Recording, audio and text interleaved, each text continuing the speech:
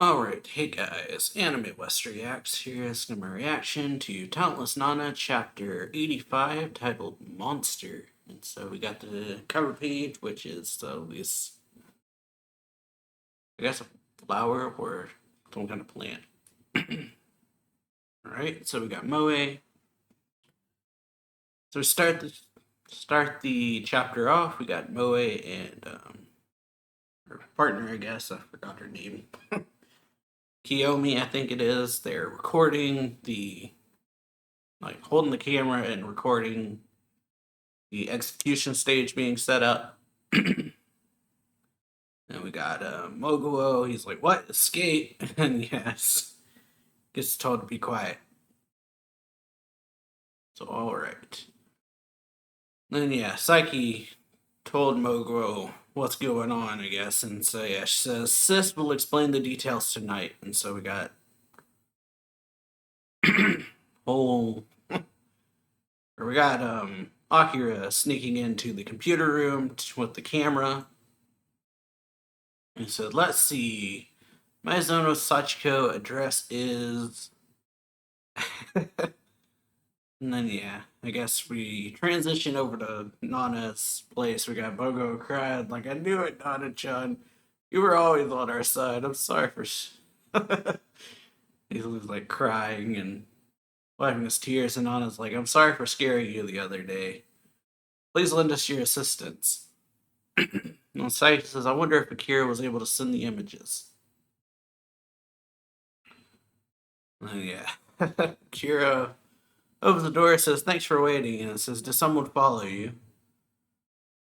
And he says, "I stuck to a soldier's shadow this morning. I waited for an opportunity to steal a look at his password, and then, yeah, so how'd it go?" And he says, "I sent off the images." And then, yeah, he says, "Now the teleporter will come rescue us, right?" And everyone's like, "Good job." And then Kiyomi says, "But where are we going to run to? There's no longer a place in this country for talented individuals." And then, yeah. Wind Blade Girl. We haven't seen her in forever. She says, "What about going abroad?" And Kyoya says, "No, I'm not sure any country would accept us if we're suddenly teleported in as refugees." And Nana says, "In order to assess the situation, I'd like to first return to that island. What do you think?" Okay. And Psyche is like, "That island." And it's like, "Oh, right. The one where they gather all the talented people." And yeah, Kiyomi says, "That might be a good idea. Even the army has abandoned it." And it says, "We'll revitalize the island together and support ourselves by fighting." And then her image is just all of them fishing. Yeah. Support ourselves by fishing is what she said, actually, not fighting. And yeah, you got everyone kind of thinking, "Senpai, we got a big one." And then yeah, she's like, Psyche's like, "You make it sound so simple, but sure's better than this place." Mogo says, "Boy, that brings back memories. One day, Nana-chan and Kyoya suddenly came to the school." He goes, "I don't remember that." Yeah, he's forgotten everything. Mogo's like, "You got seaweed in your hair," and suddenly started stripping. And then Nakajima was there at first too. "Oh man, I'm sorry I made fun of him." And then Nana's like, "Nakajima, huh? Well." Akira says, "Well, escaping itself won't be too difficult as long as Maizono arrives. But what are we going to do about Rin?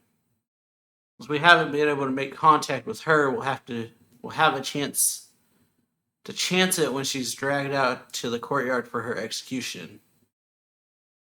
And that's our only option, huh?" And Nana says, "We should expect a confrontation. I like all of you to evacuate with Sachiko before then." And yeah, Psyche's like, "You can't be serious, sis." And then Nana says, "You may be talented, but if you're shot." And then yeah, Moe says, "Senpai, you've always tried to do everything yourself. You can't." And then Nana says, "The camp took everything from me." Yeah, Fuka. It's Fuku something. I just remember that much. Says, I'd like to strike back at them. Everyone's like, wanting revenge, basically. And someone says, it's finally my time to shine. Yeah, Mogo is doing it. I've been looking for an excuse to go wild. And Kyoya says, my memory is hazy, but didn't you have a partner? And he's like, you mean Seiya? He got depressed after coming here, but I'll try reaching out to him again. After all, we're all rivals. We're all, after all, we're rivals forever. And then Nana kind of looks around and looks at everyone. Everyone's smiling at her. And she squeezes her hands pretty much. Says, very well, thank you. In that case, starting tomorrow, let's split up and tell the residents about our escape plan. Roger that. We start involved, and Kyoya brings up the obvious, very important thing that if we start involving a lot of people, word of our plan might get out. Nana says, we've already used a computer without authorization. That surely left some record behind. It's a matter of time until they start tracking us down. And yeah, Psyche says, so there's no turning back. And then yeah, I'm always like, alright, tonight let's hold a pep rally. And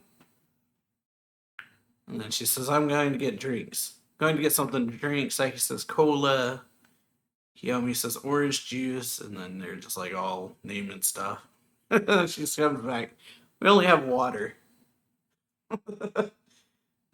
Psyche's like, we knew that. And says, Kiyomi and Aki are like, oh, seriously? We only have 2 cups too. We'll have to fight over them. Alright, let's do this. And then honestly, come to think of it, wonder what happened to Tachibana, or what Tachibana Senpai is doing. Was he captured by headquarters? After all, he's a powerful individual. Speaking of talents, there's also Nakajima. If he shows up, any and all talents will be nullified. And they're doing rock, paper, scissors. And then she has the thought, I wonder if he'd side with us. Yeah, wondering if Nakajima will switch sides. And then we go over to him. Guy running up to him says, Chief Nakajima, check this out. She made quite the stash. And Nakajima says, don't push your luck. What if she turns out to be an aggressive individual? She was just an old hag. He says, I see. There aren't any adults with talents, are there? And then that's what they say, is what Nakajima says. And the guy says, do people lose the ability to use their talents with age? If only that were the he says, if only that were the case. And he sees the guy pull out a watch, flashes back to his dad. He says, hand it over. And the dude's like, what? He says, hand that over. He uses his ability to try to take the watch. And then, yeah, it goes into a flashback, him killing his dad in the darkness. He's like, what is this place? And we just hear, like, rumbling sounds in the darkness, and he wakes up.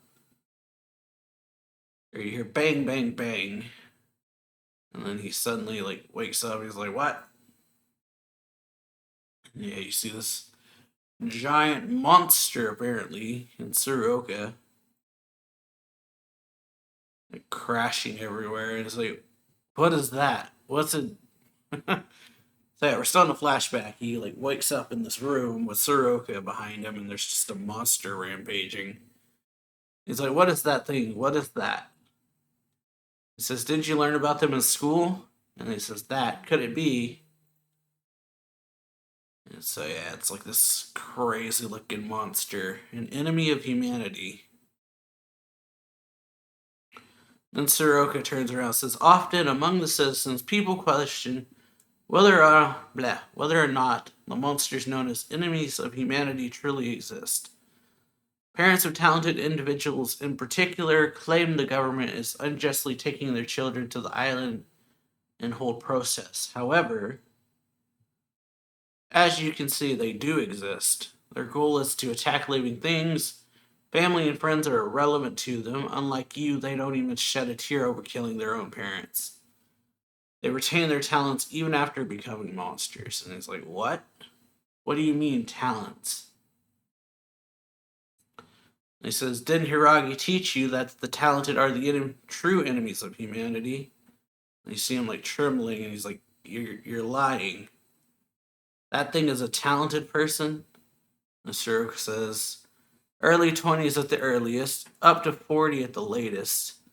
That's the first they feel, as though they're becoming corrupted. At some point, they start caring about morality.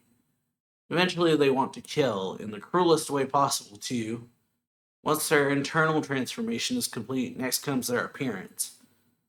Their mouths split open, they sprout more eyes, limbs grow more impossible places.